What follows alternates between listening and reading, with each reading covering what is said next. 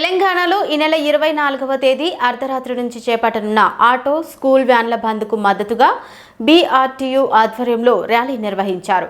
ఈసీఐఏఎల్ cable bridge నుంచి Mallapur Shiva hotel చౌరస్తా వరకు జరిగిన ఈ ర్యాలీలో దాదాపు 300 ఆటోలు, 500 మంది ఆటో డ్రైవర్లు పాల్గొన్నారు. బీఆర్టీయూ రాష్ట్ర అధ్యక్షుడు మారయ్య ఆధ్వర్యంలో జరిగిన ఈ కార్యక్రమంలో ఆటో, మోటార్ రవాణా కార్మికుల నాణ్యమైన డిమాండ్లను ప్రభుత్వం వెంటనే పరిష్కరించాలని డిమాండ్ చేశారు.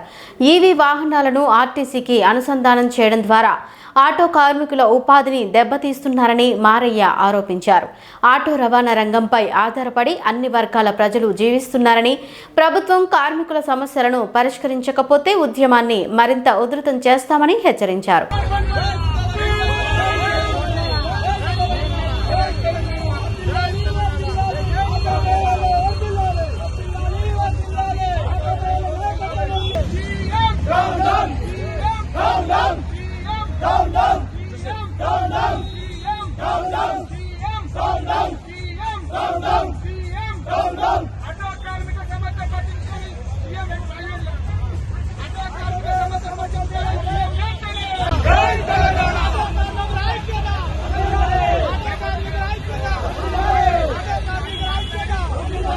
ఈరోజు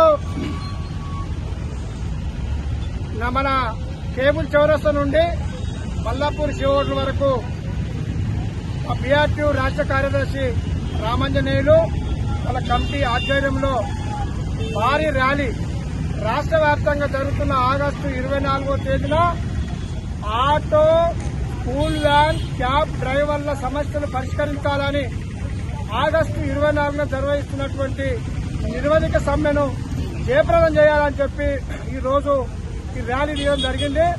ఇదే విధంగా రాష్ట్ర వ్యాప్తంగా ఈరోజు రేపు సమ్మె జయప్రదం చేయాలని చెప్పి ర్యాలీలు తీయాలని చెప్పి మేము జేఏసీగా ఈ రాష్ట్రంలో ఉన్నటువంటి ఆటో కార్మిక సోదరులందరికీ విజ్ఞప్తి చేస్తున్నాం. రెండోది, తెలంగాణ రాష్ట్ర ప్రజలకు గ్రేటర్ హైదరాబాద్ పరిధిలో ఉన్నటువంటి స్కూల్, కాలేజీ పిల్లల పేరెంట్స్ కు, జిల్లాలలో ఉన్నటువంటి స్కూల్ వ్యాన్ పిల్లలకు పేరెంట్స్ కు మేము ప్రత్యేకించి స్కూల్ వ్యాన్ డ్రైవర్ల తరఫున జేఏసీ చైర్మన్ గా విజ్ఞప్తి చేస్తున్నా. మీరు సహకరించండి. మా పోరాటం, మా హక్కుల కోసం ఈ రాష్ట్ర ప్రభుత్వం ఆటో కార్మికులను ఈ రేవంత్ రెడ్డి నిలువున మోసం చేసిండు. ఆటో, మోటార్ రవాణా కార్మికులను మోసం చేసిండు. సంక్షేమ బోర్డు ఇస్తాను ఇయ్యలేదు, 12,000 ఇస్తాను ఇయ్యలేదు. ఇంకా ఉన్న హామీలు తీసేసి మమ్మల్ని రోడ్డుకి ఇచ్చింది. కాబట్టి ఈ సమ్మె అనివార్యమైన తప్పని పరిస్థితిలో మేము రాష్ట్ర వ్యాప్తంగా సమ్మెకు పోతున్నాం. కాబట్టి ప్రజలారా, మీరందరూ ఆలోచించుకొని మీకు అసౌకర్యం కల్పించినందుకు మీరు మాకు సహకరించాలి, మమ్మల్ని అర్థం చేసుకోవాలి. మా సమస్యల మీద ఈ పోరాటం చేస్తున్నాం. ప్రత్యేకించి స్కూల్ వ్యాన్ పేరెంట్స్ అందరికీ మా విజ్ఞప్తి, మా ఆటో డ్రైవర్లు, స్కూల్ వ్యాన్ డ్రైవర్లు మీకు సేవలు అందిస్తున్నారు. కానీ ఇవాళ ఈ రాష్ట్ర ప్రభుత్వం మాకు అన్యాయం చేస్తుంది. కాబట్టి ఈ ప్రభుత్వం మీద మా పోరాటం మేము సమ్మె రూపంలో చేస్తున్నాం. కాబట్టి మీరు సహకరించాలి. అదేవిధంగా రాష్ట్ర ప్రభుత్వం మా సమస్యలు వెంటనే పరిష్కరించని ఎడల ఈ రాష్ట్ర ప్రభుత్వం అంత చూస్తాం. రేవంత్ రెడ్డి గారు, నీకు పరిపాలించే నైతిక హక్కు కోల్పోయినావు, మొత్తం కార్మికులను మోసం చేసినావు. కాబట్టి నువ్వు వెంటనే రాజీనామా చేయాలి. మేము సమ్మెలో భాగంగా మేము ఏం చేస్తామో మేము నిర్ణయం చేసుకుంటాం. అవసరమైతే నీ ఇల్లు ముట్టడిస్తాం, అవసరమైతే ప్రజాభవన్ ముట్టడిస్తాం. మేము 24వ తారీఖు నాడు మీ చర్చలు వినవకపోతే మా కార్యాచరణ పెద్ద ఎత్తున ఉంటది. మిమ్మల్ని అవసరమైతే రాజీనామా చేసినాక వదిలిపెట్టాం. ఎందుకంటే నువ్వు నిలువున మోసం చేసినావు, 3 ఏళ్లు కాలయాపన చేసినావు, మమ్మల్ని ఆగం చేసినావు. కాబట్టి ఆటో మీటర్ ఛార్జీలు పెంచాలి, సంక్షేమ బోర్డు ఏర్పాటు చేయాలి, ఆటో నగరాలు ఏర్పాటు చేయాలి.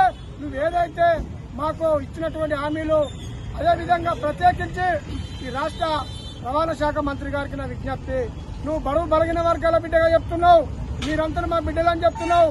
కానీ ఏదైతే ఆర్టీసీకి అనుసంధానమో ఫస్ట్ మైల్ నుంచి లాస్ట్ మైల్ అని చెప్పి ఏదైతే ఎలక్ట్రిక్ వాహనాలు ఈ వెహికల్ తీసుకొస్తున్నావో అది చాలా దుర్మార్గం, అది మోసం, అది దగ అని చెప్పి మేము జేఏసీగా మీకు మేము విజ్ఞప్తి చేస్తున్నాం. ఈ రాష్ట్ర ప్రజానికాన్ని కూడా మేము చెప్పదలుచుకున్నాం. ఆటో ఇవాళ కూడా పేపర్లో వస్తుంది. అది చాలా పక్కగా ప్లాన్ చేసిర్రు. అది ఆర్టీసీకి అనుసంధానం చేసి ఆటో డ్రైవర్లను బొందబెట్టే కార్యక్రమం మొదలుపెట్టిండు. అది వెంటనే విరమించుకోవాలి. మీరు వీడియోలు పెడుతున్నారు, మేము మోసం చేయని కాదు, మేము ప్రజలకు సేవ చేయనికే ఉన్నాం. మీకన్నా ఆర్టీసీ కంటే ఎక్కువ ప్రజలకు సేవ చేసేది ఆటో రంగం, స్కూల్ వ్యాన్ రంగం, క్యాబ్ రంగం. కానీ ఈ రాష్ట్ర ముఖ్యమంత్రికి, ప్రభుత్వానికి, రవాణా శాఖ మంత్రికి ఆటో కార్మికుల పక్షాన విజ్ఞప్తి చేస్తున్నాం. నిజంగా నువ్వు ఏదైతే